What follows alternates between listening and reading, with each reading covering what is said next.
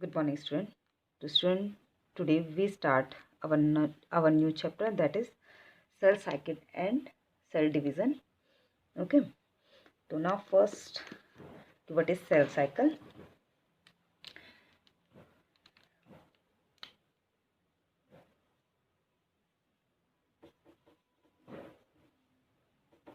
Okay अगर student जो है हम बात करें कि हमारी बॉडी में कितने टाइप की सेल्स होती हैं या हमारी बॉडी में जो है कितने टाइप की सेल साइकिल होती है, सॉरी कितने टाइप की जो है सेल होते हैं, तो हमारी बॉडी में जो है स्टूडेंट जो है दो टाइप की जो है सेल होती हैं। ठीक है, किसकी बात कर रहे हैं? अभी हम सिर्फ सेल की बात कर रहे हैं, नॉट अ सेल साइकिल। ठीक है, तो हमारी बॉडी में जो है स्टूडेंट जो है दो टाइप की जो है सेल होती हैं। एक होती हैं जो है सोमेटिक सेल, ठीक है, एक होती है सोमेटिक सेल, और दूसरी जो सेल्स होती हैं उनको कहते हैं हम क्या? Reproductive cell. रिप्रोडक्टिव सेल या फिर इसको जो है जर्म सेल भी कहा जाता है। ठीक है, तो क्या कहा स्टूडेंट जो है हमने कि हमारी बॉडी में जो सेल होती हैं वो क्या होती है? टू टाइप की होती है। फर्स्ट हो गई सोमेटिक सेल और दूसरी हो गई रिप्रोडक्टिव सेल। ठीक है, अब जो सोमेटिक सेल्स होती हैं वो क्या होती है स्टूडेंट? इन सोमेटिक सेल्स में जो डिवीज़न होता है वो होता है आपका जो है कौन सा डिवीज़न?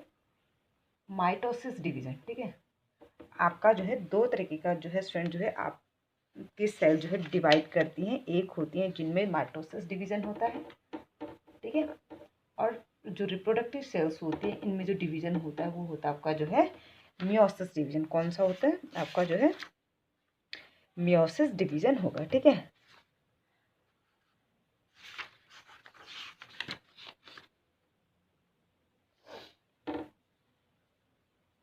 ठीक है, मियोसिस डिवीज़न।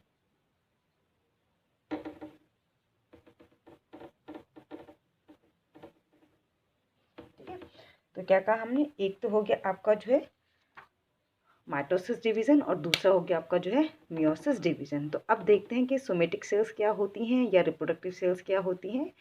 तो सबसे पहले स्टूडेंट जो है जो सोमेटिक सेल्स होती है हमारे जो है रिप्रोडक्टिव सेल को छोड़ के, ठीक है, रिप्रोडक्टिव सेल्स मतलब जो हमारी हमारी क्या है, अगर हम मेल में बात करें तो मेल में जो है हमारा क्या हो गया, जो टेस्टिस होता है, तो टेस्टिस के जो हमारे टेस्टिस के अंदर जो है क्या होती हैं, वहाँ पे जो है रिप्रोडक्टिव सेल प्रेजेंट होंगी मेल में। ठीक है, और अगर हम फीमेल में बात करें तो फीमेल में जो क्या होगा, ओवरी होता है, उसके अंदर जो है रिप्रोडक्टिव सेल प्रेजेंट होंगी। ठीक है, बाकी टेस्टिस और ओवरी के अलावा बाकी जितने भी जो है बाहर जो आपकी सेल्स होती हैं वो सारी के सारी कौन सी सेल्स होती हैं? आपकी सोमेटिक सेल्स होती हैं। तो इसीलिए जो सोमेटिक सेल्स होती हैं वहाँ पर जो डिवीज़न होता है वो माइटोसिस डिवीज़न होता है। ओके, और जो रिप्रोडक्टिव सेल्स होती हैं, ये जो जर्म सेल होती हैं, ठीक है, वो क्या होती है आपकी जो है उनमें मियोसिस डिवीज़न होता है। ठीक है, तो रिप्रोडक्टिव सेल्स का मतलब क्या हो गया? आप इस तरीके से भी इसको समझ सकते हैं, जो मेल और फीमेल गैमेट बनाते हैं ना, तो जो जर्म सेल है वो जो है दो तरह की हो सकती है। अगर मेल जर्म सेल है, ठीक है, अगर मेल है तो वो क्या बनाएगा? मेल गैमेट बनाएगा। ठीक है, और अगर फीमेल जर्म सेल है या फीमेल रिप्रोडक्टिव सेल है तो वो क्या बनाएगा? फीमेल गैमेट बनाएगा, है ना, इस तरीके से। ठीक है, मेल गैमेट का मतलब हो गया आपका स्पर्म और फीमेल गैमेट का मतलब हो गया ओवम, या इसको हम एग भी कहते हैं। ठीक है, तो क्या कहा स्टूडेंट हमने कि जो आपका जो है रिप्रोडक्टिव ये जो जर्म सेल होती हैं ये क्या होती है? सिर्फ आपके जो है रिप्रोडक्टिव जो ऑर्गन है, यानी कि मेल में अगर हम बात करें तो टेस्टिस होता है। ठीक है, मेल में क्या होता है? टेस्टिस होगा। ठीक है, और टेस्टिस में जो है क्या होगा आपका? जर्म सेल होंगे या रिप्रोडक्टिव सेल्स होंगे जो कि क्या करेंगे? मियोसिस डिवीजन करेंगे, और मियोसिस डिवीजन से जो है ये मेल गैमेट का फॉर्मेशन करेंगे, यानी कि स्पर्म का प्रोडक्शन करेंगे। ठीक है, इस तरीके से। ठीक है, ये स्पर्म हो गया। ठीक है, और फीमेल जो है आपका फीमेल रिप्रोडक्टिव जो ऑर्गन है वो आपका क्या हो गया? ओवरी होता है। तो ओवरी के अंदर क्या होगा आपका जो है रिप्रोडक्टिव सेल्स प्रेजेंट होंगी, और ये रिप्रोडक्टिव सेल्स में कौन सा डिवीजन होगा? मियोसिस डिवीजन होगा, और ये जो है क्या बनाएगा? आपका ओवम या एग बनाएगा। ठीक है, तो अब क्या होता है कि जो सोमेटिक सेल्स हो गई, बाकी जितनी भी आपकी बॉडी में रिप्रोडक्टिव सेल को छोड़ के बाकी आपकी बॉडी के अंदर जितनी भी सेल हैं they all are somatic cells, ठीक है। और सोमेटिक सेल्स में कौन सा डिवीजन होगा, माइटोसिस डिवीजन होगा, ठीक है। और रिप्रोडक्टिव ये जो जर्म सेल हैं उनमें जो है क्या होता है, मियोसिस डिवीजन होता है, ठीक है। अब इसका भी बताते हैं कि माइटोसिस क्यों हो रहा है, यहाँ मियोसिस क्या हो रहा है। देखो स्टूडेंट, जो है जो माइटोसिस डिवीजन होता है, तो माइटोसिस डिवीजन में जो क्रोमोसोम का जो कंटेन होता है वो जो है क्या होता है, 46 है ना। अगर हम ह्यूमन बीइंग की बात कर रहे हैं तो हमें जो है हमारे सेल के अंदर हमारी ईच एंड एवरी वन जो सेल है उनके अंदर अगर हम क्रोमोसोम्स के नंबर की बात करें, नंबर की बात सॉरी स्टूडेंट, ठीक है। तो अगर हम क्रोमोसोम्स के नंबर की बात करें तो टोटल नंबर ऑफ क्रोमोसोम्स कितने होते हैं, 46 होते हैं, ठीक है। ओके, क्या कहा हमने कि हमारी बॉडी की जो जितनी भी हमारी बॉडी के अंदर जो ट्रिलियन ऑफ नंबर में सेल्स है, ईच सेल के अंदर जो है क्या होगा, 46 नंबर ऑफ क्रोमोसोम्स प्रेजेंट होगा, ठीक है। अब माइटोसिस डिवीजन जब होता है तो माना कि ये एक सेल है और इस एक सेल से जो है आपके 2 सेल बनी। तो अगर जो है ये मदर सेल्स थी तो इसके अंदर 46 क्रोमोसोम है, तो जो ये दोनों डॉटर सेल्स बनी है इनके अंदर भी जो है क्रोमोसोम्स का जो अमाउंट है वो सेम ही रहेगा, यानी कि 46 ही रहेगा। तो इसका मतलब क्या हुआ कि जितनी भी जो सोमेटिक सेल्स होती हैं उनमें माइटोसिस डिवीजन हो रहा, और माइटोसिस डिवीजन का मतलब क्या होता है कि जो नंबर ऑफ क्रोमोसोम्स होते हैं ये क्या होते हैं, सेम होते हैं, ठीक है। डिवीजन होने के बाद भी अगर ये आपकी जो है मदर सेल थी और इससे इसमें क्रोमोसोम्स का नंबर 46 था, तो क्या हुआ, इस एक मदर सेल से जो है 2 डॉटर सेल्स बनी हैं, तो दोनों में भी जो है क्रोमोसोम्स का नंबर 46 ही रहेगा। ओके, तो ये होता है आपका माइटोसिस डिवीजन। तो अगर सपोज हमारी ये स्किन की सेल और इसमें माइटोसिस डिवीजन अगर हो रहा है तो इसका मतलब क्या है कि अगर ये 1 से 2 डॉटर सेल्स बना रहा है तो दोनों डॉटर सेल्स के अंदर भी जो क्रोमोसोम्स का नंबर होगा वो 46 ही रहेगा, ठीक है। तो क्रोमोसोम्स का क्या है, नंबर जो है सेम है डॉटर सेल में भी, ठीक है। But in case of meiosis division यहाँ पर क्या होता है कि अगर जो है ये कोई मदर सेल है, ठीक है, ये कोई मदर सेल है जो कि डिवाइड करेगी और इससे माना कि जो है 2 सेल बनी, ठीक है, ठीक है, माना यहाँ पर 2 सेल बनी, तो मदर सेल में जो है क्रोमोसोम्स का नंबर क्या है, 46 होता है, क्योंकि हमारे पास जो है क्रोमोसोम्स का नंबर कितने होते हैं, 46 होते हैं। तो अब इन दोनों डॉटर सेल्स में जो है बच्चों क्या होता है कि जो क्रोमोसोम्स का नंबर होता है वो 46 नहीं होता, क्रोमोसोम्स का नंबर रिड्यूस हो जाता है और हाफ हो जाता है। तो 23 क्रोमोसोम्स का नंबर इस पे आ जाएगा, 23 नंबर क्रोमोसोम्स इस पे आ जाते हैं, ठीक है। तो इसको कहा जाता है आपका जो है मियोसिस डिवीजन। तो मियोसिस डिवीजन का मतलब क्या हो गया, जहाँ पर आपका जो है एक जो पेरेंट सेल है उससे जो है जब डॉटर सेल्स बनती है, तो यहाँ पर जो है एक्चुअल में जो है जो डॉटर सेल्स बनती है स्टूडेंट वो 4 बनती है। कितनी बनती है, 4 डॉटर सेल्स बनती है, ठीक है। कितनी बनती है, विजिबल नहीं है ये 4। यहाँ पर जो है माइटोसिस में हमेशा जो है एक पेरेंट सेल से 2 डॉटर सेल्स बनती है और मियोसिस में जो है एक पेरेंट सेल से जो है 4 डॉटर सेल्स बनती है। बट 4 के 4 डॉटर सेल्स में जो क्रोमोसोम्स का नंबर होता है वो हाफ हो जाता है, सब में जो है 23 23 23 23 रहेगा, ठीक है। तो क्या हुआ यहाँ पर कि कहने का मतलब क्या है कि जो पेरेंट सेल थी उसने जब जो है वो डिवाइड हुई और उससे जो है 2 या 4 डॉटर सेल्स जब बनी, 4 डॉटर सेल्स बनी, तो चारों में जो है क्रोमोसोम्स का नंबर जो है हाफ हाफ जाता है, यानी कि 23 जाता है, 23 जाता है, ठीक है। सब में 23 क्रोमोसोम्स का नंबर जाएगा, ठीक है। तो ये अब हमें समझना है कि यहाँ 46 से तो यहाँ 23 कैसे गया भाई, है ना। तो वो अब हमें जो है सेल साइकिल में समझ रहे हैं, ठीक है। तो अभी आपको यहाँ पर क्या देखना था कि माइटोसिस डिवीजन में जो क्रोमोसोम्स का नंबर होता है वो रिड्यूस नहीं होता है, सेम रहता है डॉटर सेल में भी।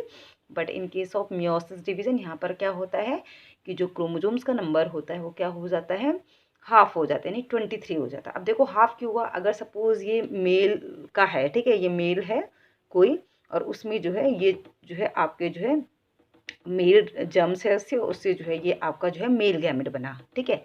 ये सपोज ये आपका मेल गैमेट यानी स्पर्म बना, ठीक है। सेम चीज़ ये यहाँ पर भी हो रहा होगा, फीमेल में भी हो रहा होगा कि एक मदर सेल्स थी उससे जो है आपकी 4 डॉटर सेल्स माना बनी, ठीक है। तो चारों में भी जो है क्रोमोसोम्स का नंबर जो है क्या है, 23 है। अब जब ये 23 और ये 23 मिलेगा बच्चों तो ये क्या बनेगा फिर 46 ने। तो यानी कि जब जो है माइटोसिस मियोसिस डिवीजन होता है तो वो इसीलिए होता है कि ताकि जो है क्या हो कि आपका जो है जो गैमेट बन रहा है मेल गैमेट जैसे स्पर्म बन रहा है तो उसमें भी क्रोमोसोम्स का नंबर हाफ आए 23, और यहाँ पर फीमेल में जो है जो ओवम बन रहा है, ये जो एग बन रहा है, तो उसमें भी जो है क्रोमोसोम्स का नंबर हाफ आए ताकि ये 23 और ये 23 मिलकर जो है 46 बन सके, जो कि पेरेंट में नंबर ऑफ क्रोमोजोम्स था। ठीक है, तो समझ में आ गया कि माइटोसिस में जो है जो क्रोमोजोम्स का नंबर होता है वो रिड्यूस नहीं होता है, और जबकि मियोसिस में जो है क्रोमोजोम्स का नंबर हाफ हो जाता है। ठीक है, तो ये तो था सोमेटिक सेल्स और रिप्रोडक्टिव सेल्स क्या होती हैं। ठीक है, और माइटोसिस और मियोसिस क्या होता है। ठीक है, एक हल्का सा इंट्रोडक्शन। ठीक है, डिटेल में अभी हम पढ़ेंगे माइटोसिस में एक्चुअल में होता क्या क्या है बीच में, और मियोसिस में क्या क्या होता है। ठीक है, इसके बाद आता है बच्चों आपका जो है सेल साइकिल। ठीक है, तो अब हम क्या पढ़ेंगे, सेल साइकिल हम पढ़ेंगे। ठीक है, तो सेल साइकिल का मतलब क्या होता है बच्चों, series of event, series of events a cell undergo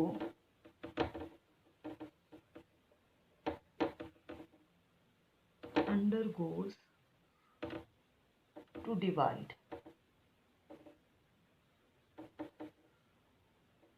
ठीक है, इसको कहते हैं हम क्या, सेल साइकिल। ठीक है, सेल साइकिल क्या हो गया, series of events a cell undergoes to divide. ठीक है, वो सीरीज, ठीक है, जहाँ पर कि जो है क्या होता है कि जो सेल होती है वो जो है अपना डिवीज़न करती है, और डिवीज़न से पहले जो है अपनी प्रिपरेशन कर रही होती है, तो उसको कहा जाता है सेल साइकिल। ठीक है, तो अब देखते हैं सेल साइकिल जो है क्या होता है एक्चुअल में सेल साइकिल में।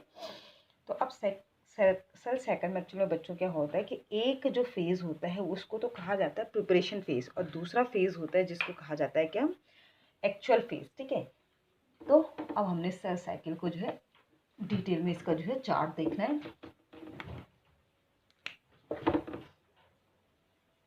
सेल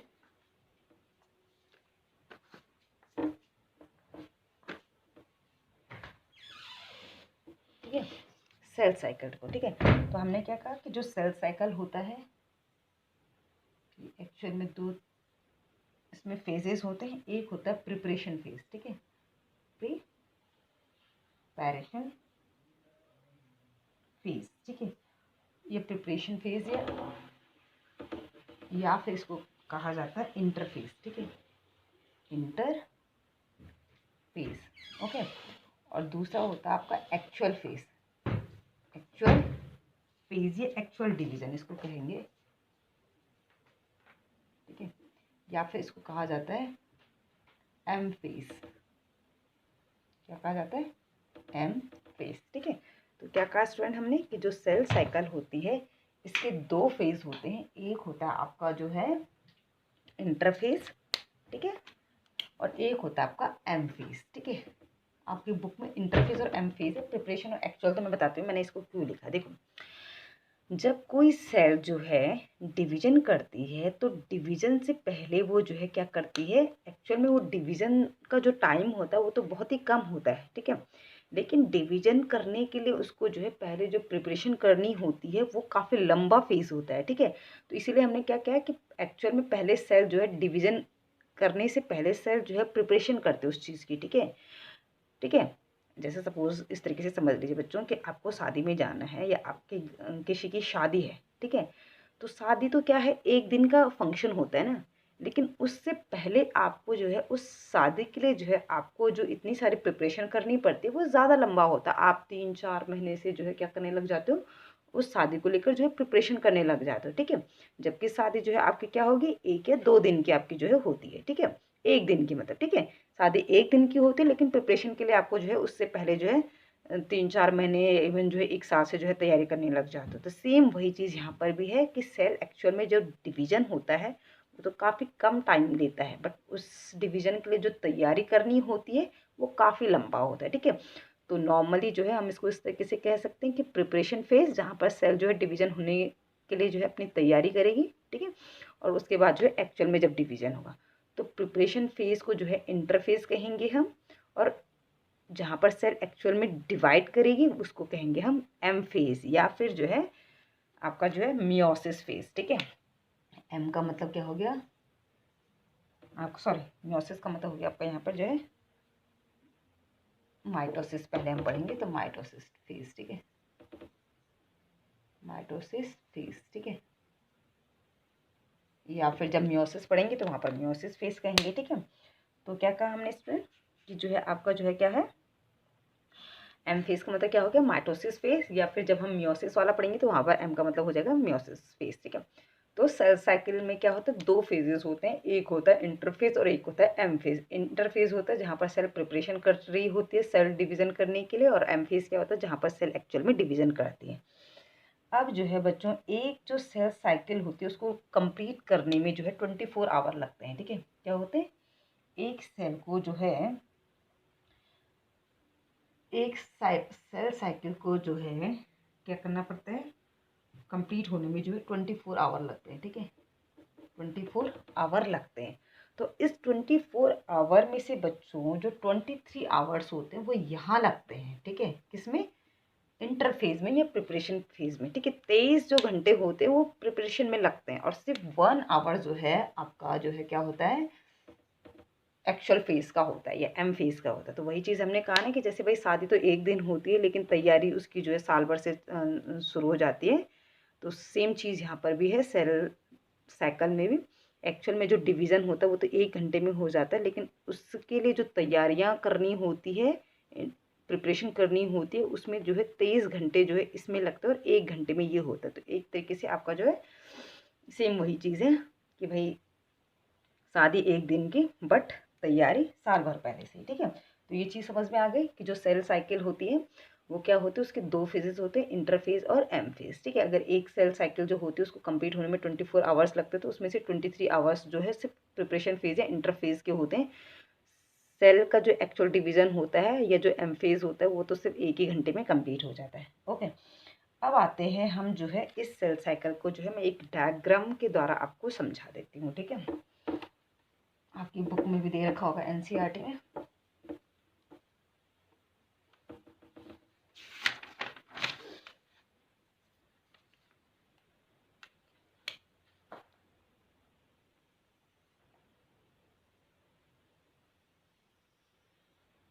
ठीक है, ये है बच्चों हमारा एस फेज, ठीक है, इसको कहेंगे हम एस फेज, ठीक है। एस फेज से पहले जो आता है आपका वो होता है आपका जो है जीवन फेज, ठीक है। क्या होता है, जीवन फेज, ठीक है। इसके बाद जो है आपका एस फेज के बाद जो फेज आता है इसको कहा जाता है G2 फेज, ठीक है। और आपका इसके बाद ये होता है आपका यहाँ से यहाँ तक जो है एम फेज, यहाँ से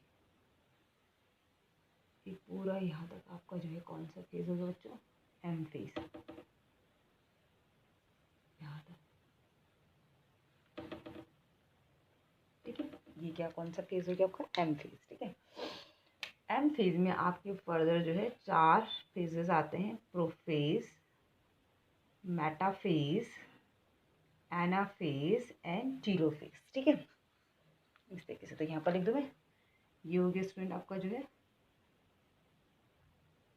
प्रोफेज, ठीक है।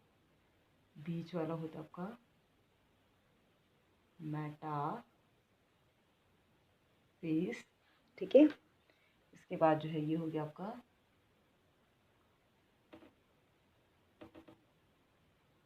एनाफेज,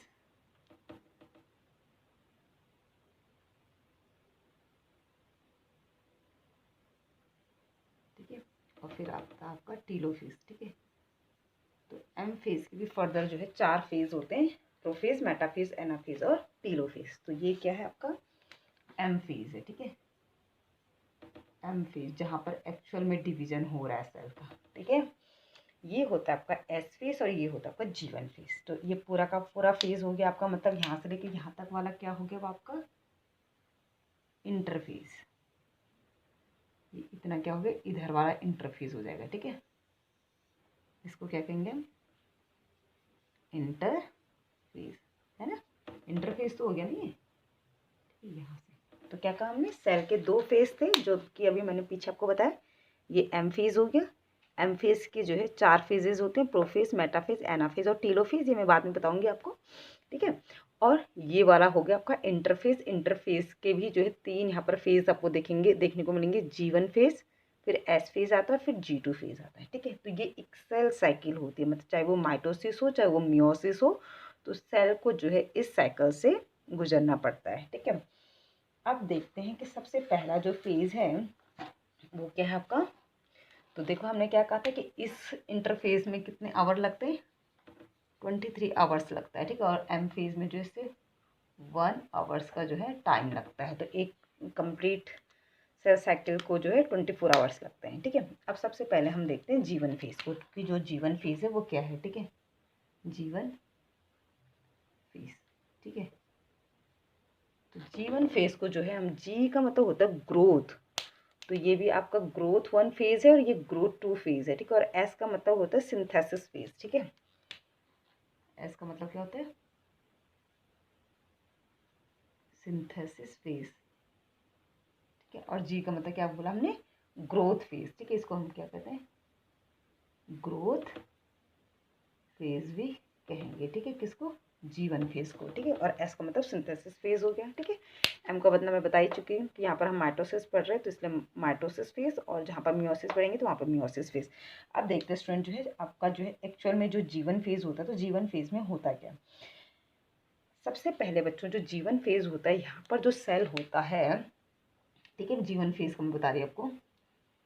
सबसे पहले G1 फेज में जो सेल होता है ये क्या करता है, साइज में इंक्रीज होता है, ठीक है। तो सेल जो होती है वो क्या होती है, सेल इंक्रीज इन साइज, ठीक है। सबसे पहले जो सेल होती है वो साइज में इंक्रीज हो रही है, ठीक है। वो साइज में इंक्रीज क्यों हो रही है, क्योंकि भाई उसको जो है अपना सारा कंटेंट जो है डबल करना पड़ेगा, ठीक है, ठीक है। कंटेंट में क्या होगा कि आपका जैसे synthesis of protein, synthesis of protein, protein का सिंथेसिस करेगी, एंजाइम का सिंथेसिस करेगी, ठीक है। क्यों, देखो अगर यहाँ पर देखो ये एक्चुअल में जो ये एस फेज होता है ना, ये वाला एस फेज, यहाँ पर जो है डीएनए का जो है डुप्लीकेशन होता है, ठीक है। डीएनए जो है रेप्लिकेट करता है, ठीक है। देखो हम इस साइकिल में एक्चुअल में हम पढ़ क्या रहे हैं, हम ये पढ़ रहे हैं कि किस तरीके से जो है जो डीएनए होता है वो जो है रेप्लिकेट करता है, ठीक है। किस, कहाँ पर वो रेप्लिकेट करता है, कहाँ पर वो उसके लिए प्रिपरेशन कर रहा है, ठीक है। और कहाँ पर जो है जो डीएनए होते हैं वो इक्वली डिस्ट्रीब्यूटेड हो जाते हैं हर सेल में।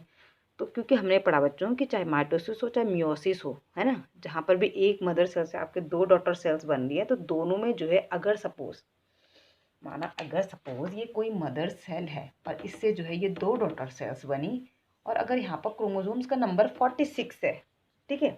तो अगर इन जो है दोनों सेल्स में भी क्रोमोसोम्स का नंबर 46 ही है, तो इसका मतलब क्या है कि यहाँ पर जो क्रोमोसोम है वो बढ़ा है ना, क्रोमोसोम्स क्या है यहाँ पर बढ़ा है, ठीक है। उसका कंटेंट जो है वो बढ़ा है, जिसकी वजह से जो है दोनों सेल्स में भी जो है 46 क्रोमोसोम आ गए, है ना। अगर यहाँ पर 46 होता, ठीक है, और अगर डीएनए अपना जो है जो कंटेंट वो बढ़ाएगा नहीं, तो यहाँ पर 46 कहाँ से आएगा फिर भाई, है ना। या तो ये 46 सारा का सारा इसी को दे देगा, तब तो ये भी है कि एक सेल में तो 46 आ गया, तब भी इसको खाली होना पड़ेगा, ठीक है। और खाली होना मतलब आपका जो है एबनॉर्मलिटी होना सेल का, ठीक है।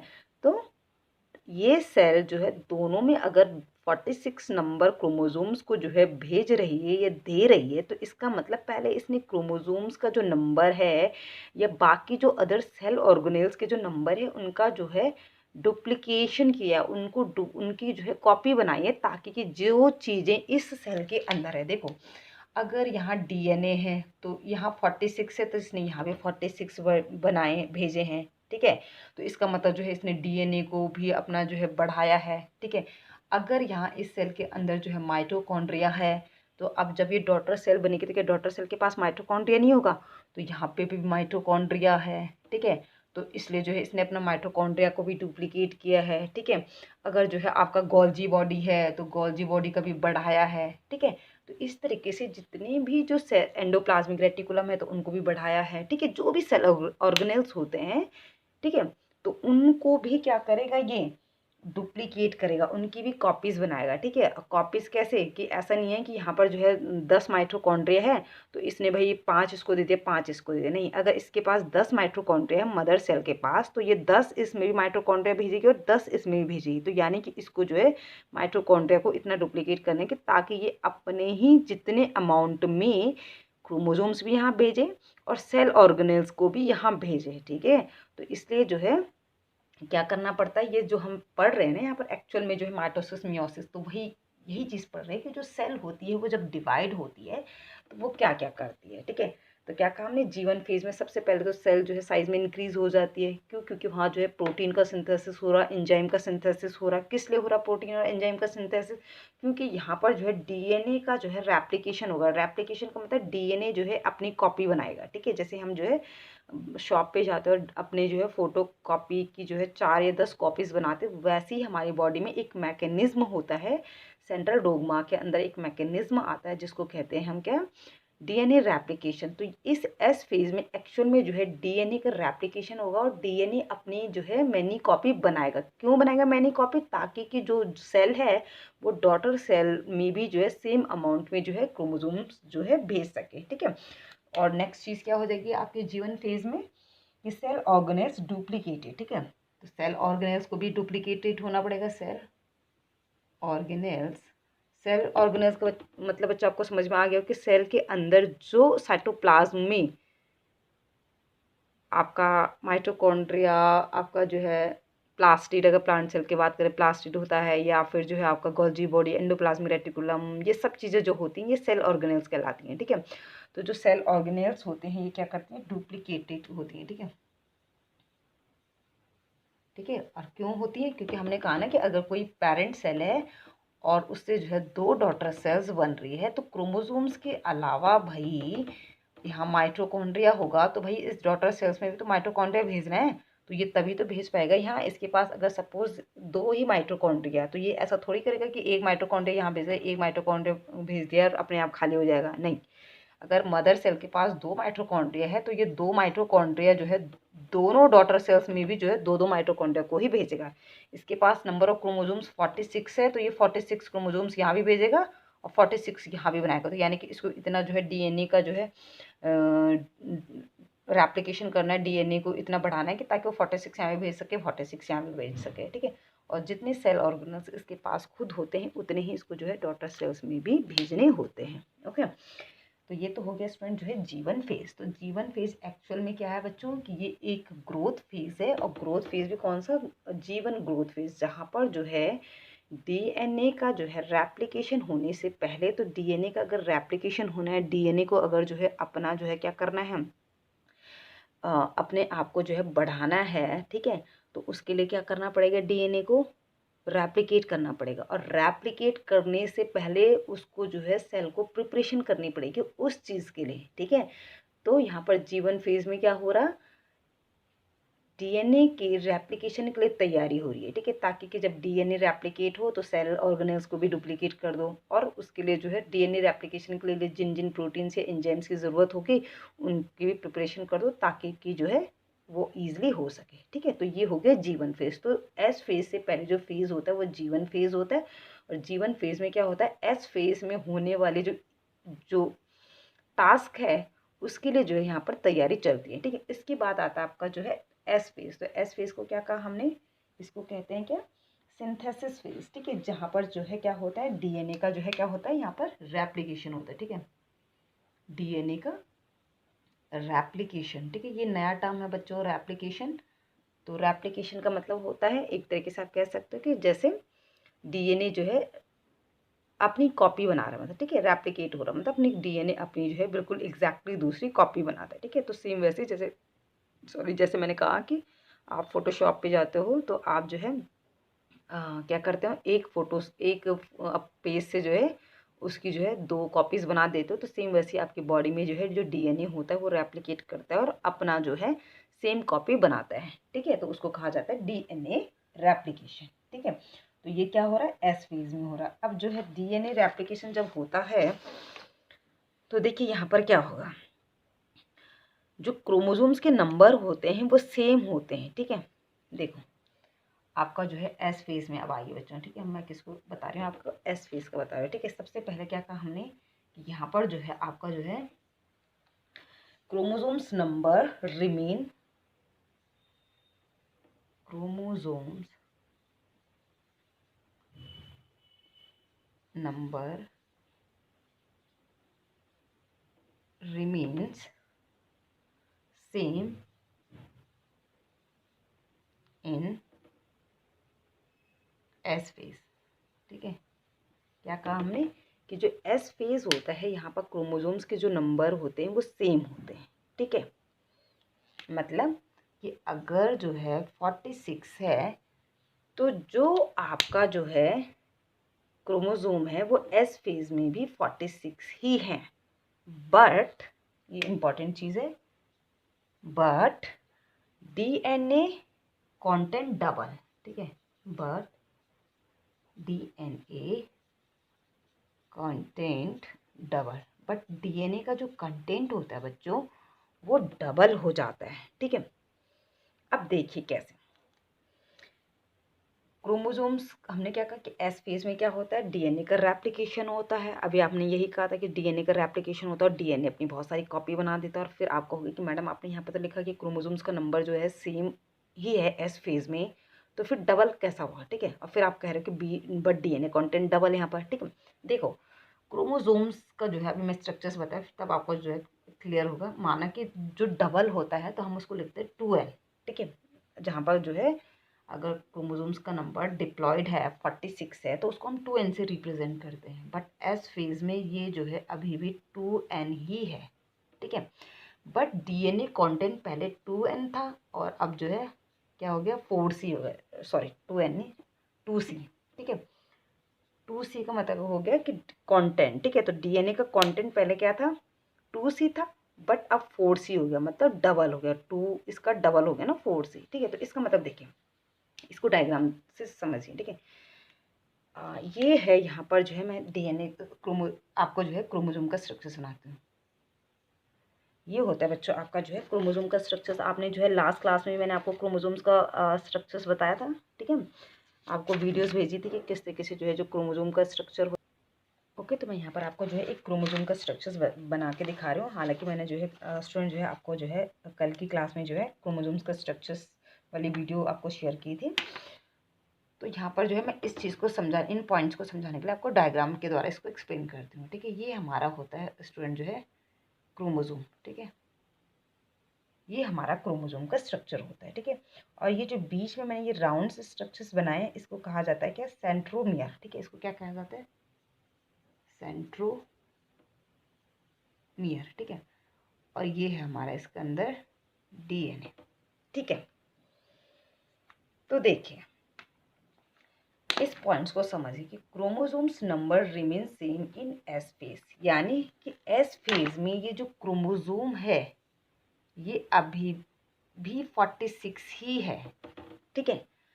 बट डीएनए कंटेंट डबल, ठीक है। डीएनए कंटेंट डबल कैसा हुआ, देखो डीएनए जब रेप्लिकेट करता है तो ये एग्जैक्टली जो डीएनए इधर था ना ये एग्जैक्टली कॉपी जो है अपनी इधर भी बना देगा इस तरीके से, ठीक है।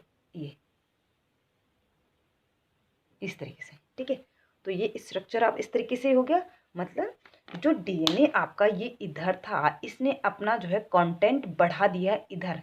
लेकिन ये जो क्रोमोसोम है बच्चों ये अभी भी 1 क्रोमोसोम ही काउंट होगा। इसको हम 2 क्रोमोसोम नहीं पढ़ेंगे अभी जब तक कि ये सेपरेट नहीं होते। तो ये एक्चुअल में अभी भी जो है एक ही क्रोमोसोम है। तो इसीलिए हमने क्या कहा कि chromosomes number remain same in S phase but DNA content double. DNA का कंटेंट डबल हो चुका है, ठीक है। ये था और ये हो चुका है, ठीक है। लेकिन क्रोमोसोम्स ये पहले भी एक ही काउंट कर रहे थे हम इसको, और इसको अभी भी हम एक ही क्रोमोसोम पढ़ेंगे, ओके। तो इसको इस पॉइंट्स का ये मतलब था, ठीक है। तो ये एक ही सेंट्रोमियर के द्वारा जुड़े हुए, तो मतलब जहाँ पर एक ही सेंट्रोमियर है मतलब वो एक ही क्रोमोसोम है। और अगर सपोज हम ये कहते हैं कि ये सपोज कोई आपका जो है क्रोमोसोम है और ये कोई दूसरा सेंट्रोमियर है और देन फिर आपने ये इसका डीएनए, तो ये अलग सेंट्रोमियर है, ये अलग सेंट्रोमियर है। तो यहाँ पर हम क्या कहेंगे कि ये एक क्रोमोसोम है और ये दूसरा क्रोमोसोम है, ठीक है। बट जब एक ही सेंट्रोमियर से ये अटैच हैं तो इसको हम एक ही क्रोमोसोम पढ़ते हैं। ये क्रोमोसोम एक्चुअल बाद में ये सेपरेट हो जाएंगे, ठीक है, ये अलग हो जाएंगे दोनों क्रोमोसोम। वो हम जब एम फेज में आएंगे तब आप पढ़ोगे कि किस तरीके से इसने कंटेंट क्यों इसने डबल किया, और कंटेंट डबल किया तो कब ये जो है फिर जो है हम कहेंगे कि भाई कंटेंट जब अगर ये अभी डबल तो हो गया और इसको अभी भी हम एक एक क्रोमोसोम पढ़ रहे हैं तो फिर इसका फ़ायदा क्या मिलने वाला है हमें आगे, ठीक है। तो ये जब बच्चों हम एम फेज पढ़ेंगे ना तब उस टाइम पर बताएंगे कि इस डबल कंटेंट का मतलब क्या होगा और ये डबल कंटेंट कब सेपरेट होकर ये दोनों अलग अलग क्रोमोसोम काउंट होंगे, ठीक है। बट जब तक ये एक ही सेंट्रोमियर से अटैच है तब तक ये एक ही काउंट होगा, ठीक है।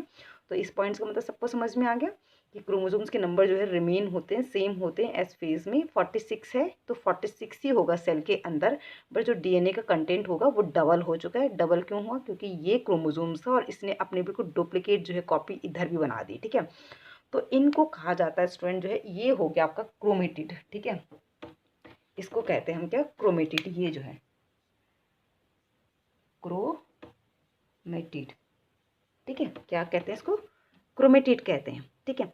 अब ये जो है ये दोनों बिल्कुल एग्जैक्टली, क्योंकि ये एक्चुअल में हमारा ये था ना क्रोमेटिड ये वाला, ठीक है, और इसने इसका डुप्लीकेट यहाँ पर बनाया तो इसीलिए इनको कहा जाता है, ये इसको सिस्टर क्रोमेटिड कह देते हैं, ठीक है। दोनों बहनें हो गई, ठीक है, बिल्कुल सिमिलर है ना, तो इसलिए सिस्टर क्रोमेटिड इसको कहेंगे, ठीक है। तो क्या कहा हमने? ये इसको हम क्रोमेटिड कहते हैं। अब क्योंकि इसी का सेम ये आपका डुप्लीकेट बना है तो इसलिए इसको हम सिस्टर क्रोमेटिड कह देते हैं। तो ये अब हम जो है मेटाफेज में देखेंगे, सॉरी एम फेज में देखेंगे कि कहाँ पर ये सिस्टर क्रोमेटिड जो है अलग अलग हो जाएंगे, ठीक है। दोनों के दोनों क्या हो जाएंगे? अलग अलग हो जाएंगे, और तब हम इनको जो है अलग अलग क्रोमोजोम में इनको काउंट कर, तब ये अलग क्रोमोजोम हो जाएगा और ये वाला जो बना ये किसी दूसरी सेल में चला जाएगा तब उस टाइम पर, ठीक है। जब सेल जो है एक से, माना कि ये पहला नंबर वाला हमारा क्रोमोसोम है ना, हमारे बॉडी में जो है 1 2 3 4 इस तरीके से 46 क्रोमोसोम अरेंज होते हैं, ठीक है, अकॉर्डिंग टू देयर साइज, ठीक है। तो ये डबल हुआ तो क्या होगा? ये जो है क्या होगा आपका जो है उस सेल में चला जाएगा। ये जो डबल कंटेंट हुआ ये डबल वाला जो है दूसरे सेल में चला जाएगा। किस फेज के दौरान? एम फेज के दौरान, ठीक है। तो ये उसी में उस टाइम पर डिटेल में समझेंगे, ठीक है। तो ये पॉइंट्स को मैं यहाँ पर आपको जो है इसके द्वारा समझा रही थी, ठीक है।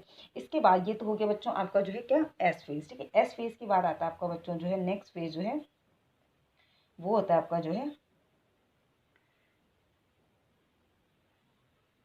G2 फेज, ठीक है। और देन उसके बाद जो है एम फेज आता है, ठीक है। तो ये मैं नेक्स्ट क्लास में आपको बताऊंगी। Okay, thank you.